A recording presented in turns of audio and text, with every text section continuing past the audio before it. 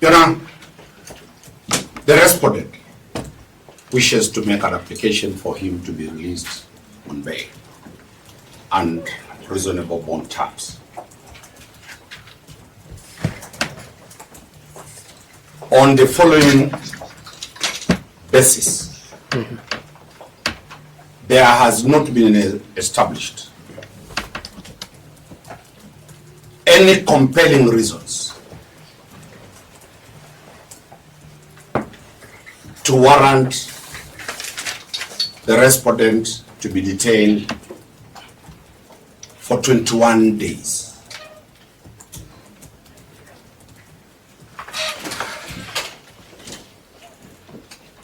The respondent willingly submitted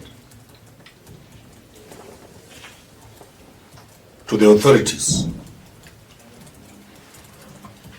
when summoned.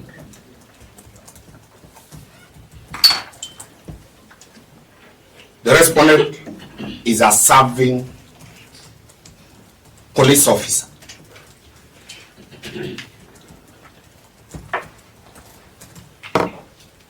And the government has all the records. You know, you can discharge Jibril because we take off my submission. All right. So you are done with him? We're done with him. I think you can now leave. Thank you. Okay. Thank you.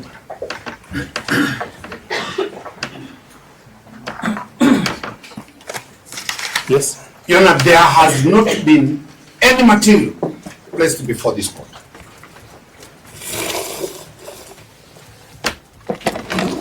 to show an attempt to interfere with the investigations.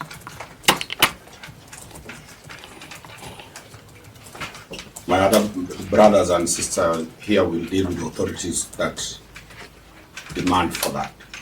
Your Honor, this detention of 21 days is a plea detention.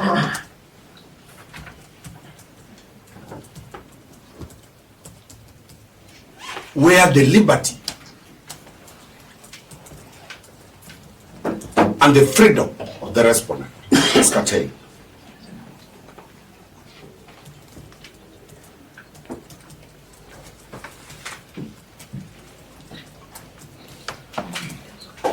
The purpose of bail and bond is to ensure the attendance of the respondent before this court.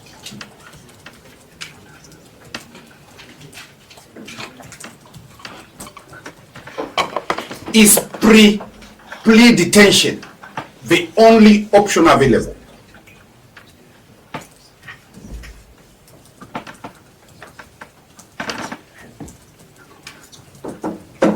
To the state?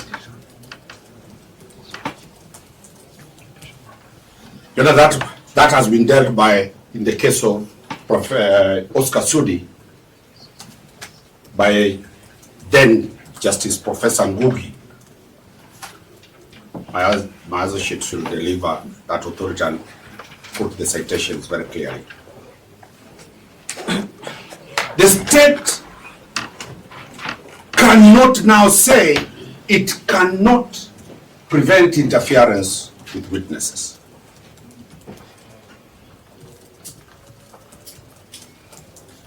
The Republic of Kenya is not a banana country.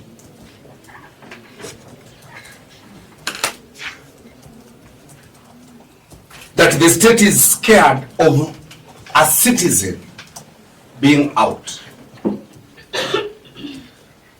The mandate of the government of Kenya is to ensure everybody complies with the law. So the government cannot come to court that we fear he's going to interfere.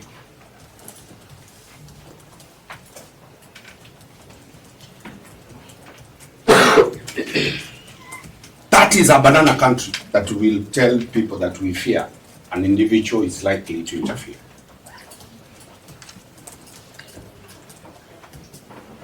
Your Honor, if the respondent interferes, the bond terms will be cancelled and the state will come to court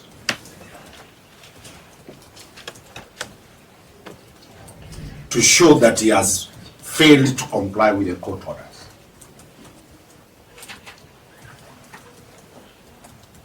Your Honor, you are aware of the celebrated case of Michael Oyamo at the Court of Appeal, where the Court of Appeal was very emphatic that the court has jurisdiction, has power to impose conditions.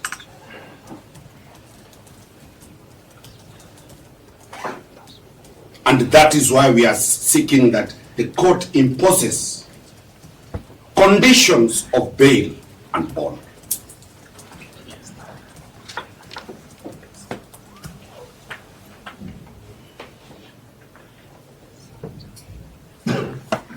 Your Honor, the fear of the state is a fear of a police constable.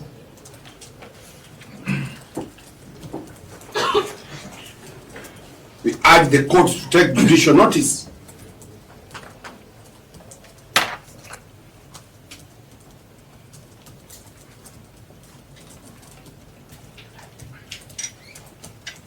that people wielding massive powers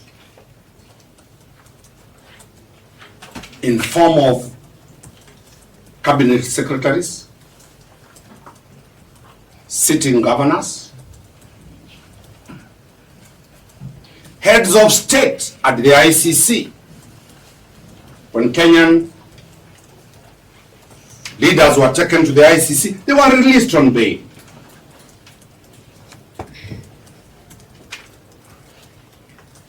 So that fear,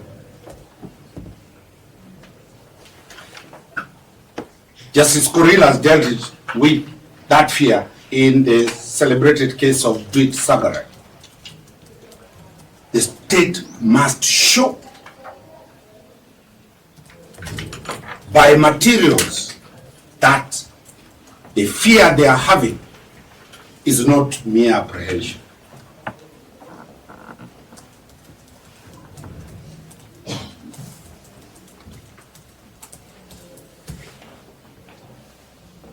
None of this respondent can be released on cash bail, and the court orders he does not step. He does not step near Central Police Station.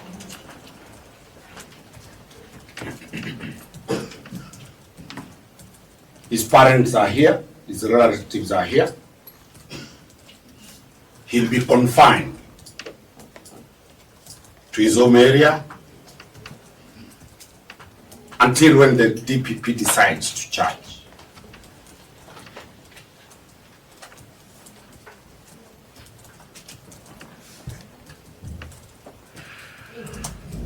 Your Honor, we urge the court to stand firm and treat the respondent the same way all other accused people or respondents appear before you, so that it does not look that there is discrimination and there are two parallel laws for the mighty and for the constables.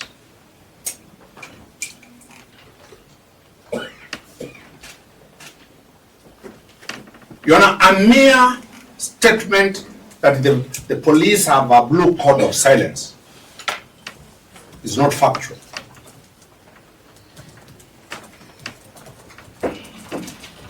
It is a statement made to hoodwink the court.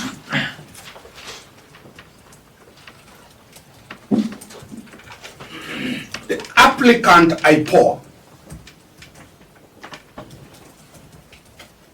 is seeking 21 days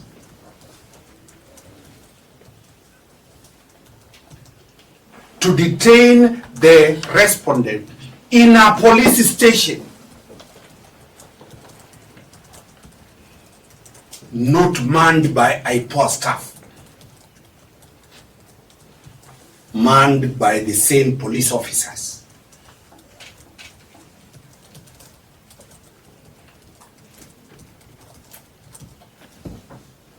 At one hand, IPOA is confident with the police that remanded him in police station.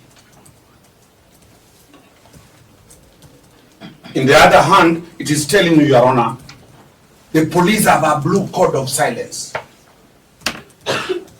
You can't speak from both sides.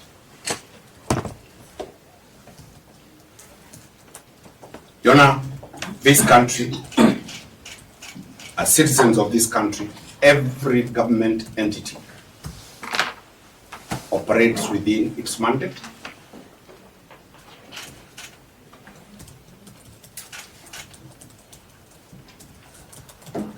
We urge the court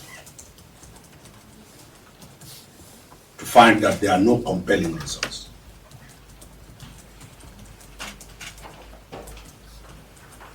Your Honor, the Judiciary Handbook on bail and bond, which the court is very aware, has provided for parameters to be considered for denial for bail.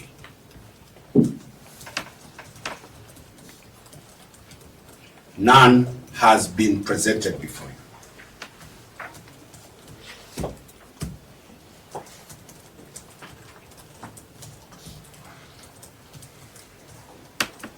The applicant says there is a public uproar. There are demonstrations on the streets. This matter has gone to the Senate. It has gone to the National Assembly. And the Commander-in-Chief of the Armed Forces, His Excellency, President Dr. William Ruto, has talked about it. It is our submissions that out of that, this is a knee-jerk reaction to show everybody and the people are talking that we have arrested someone.